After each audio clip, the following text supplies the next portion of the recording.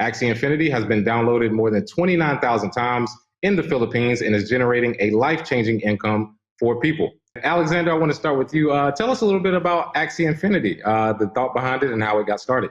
For those who have never heard about Axie, the very simple story is that we are making a digital pet game where you have your cute game characters that you can use across many different games.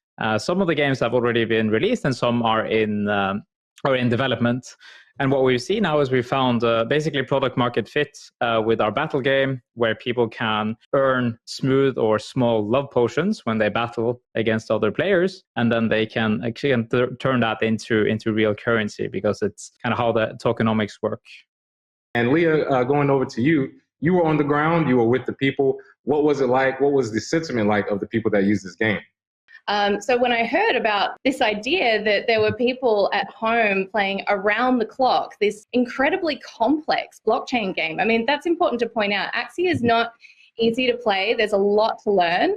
And through earning this in-game reward token, they would go through all of the steps to be able to cash it out and turn it into food on the table. And here you've got these people earning Smooth Love Potion, going to Uniswap, swapping it for Ethereum on a decentralized exchange to turn into cash on the table. And there's a number of different last mile options for people to cash out here. Aleksander, how was that? What was it like getting Mark Cuban on board for investment? And, what are his thoughts about crypto and gaming for the future? Sometimes when people hear about Axie Infinity and the opportunities it enables for players, it sounds like it's too good to be true. So they don't understand, where the value is being created.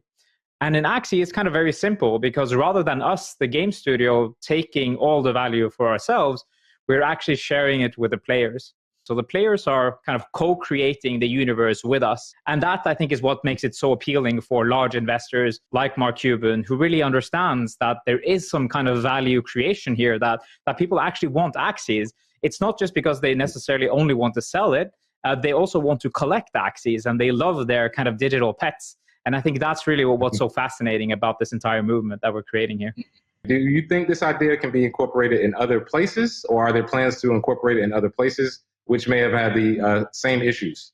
So we have a player community from around the world. Apart from Philippines, we have players in Indonesia, in India, across Latin America, in Venezuela, for example, where the currency is extremely unstable.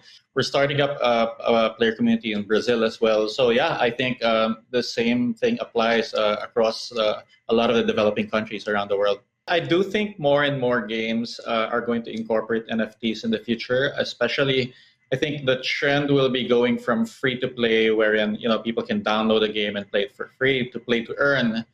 So I think we're going to see games beyond Axie really incorporate these elements, especially as incorporate crypto wallets and NFTs inside the games. Like I think a lot of the jobs in the future will be in the metaverse. You could be a player, you could be a level designer, you could be creating avatars. These are just a number of the jobs that people will be doing to earn money inside video games and virtual worlds.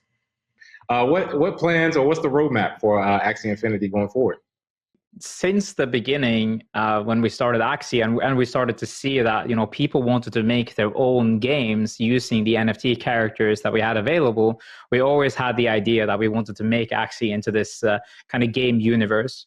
So we believe that user-generated content is the kind of the best way to actually tap into human creativity. I mean, to allow other players to build and then monetize from there. So that's kind of in the pipeline, like in the long term, but like in the very short term, we want to go to market with the new battle game that we have, and really let kind of the mainstream player experience what it means to own their game asset, and by extension kind of their digital identity, because that's really what this is. Do you think NFTs and digital assets in the metaverse will outperform, or I should say outdo the physical world at some point? When we started with Axie, it was early in 2018, and we were pretty much convinced that the gaming space would be changed forever by NFTs. And I think that it's natural for it to happen within the gaming space, because it's so natural for players. I mean, we've already had game items forever, but like when you have a game like Axie NFT, you can use it inside the game.